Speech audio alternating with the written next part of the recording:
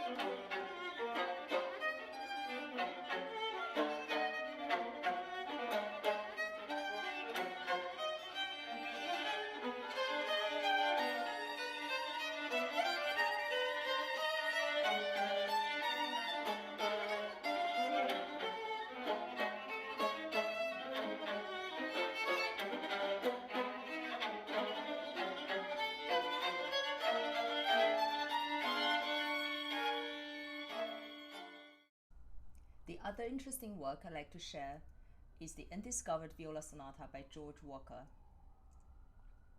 Walker was one of the first black musicians to have graduated from the Curtis Institute of Music in 1945, later winning a Pulitzer Prize in Music in 1996.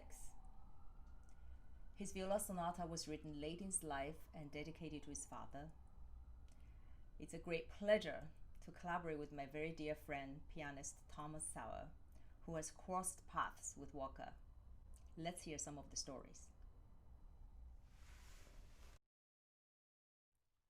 I met George Walker in 2015 when I was working on a project at Mannes College where I put on some concerts of Beethoven and music of George Walker.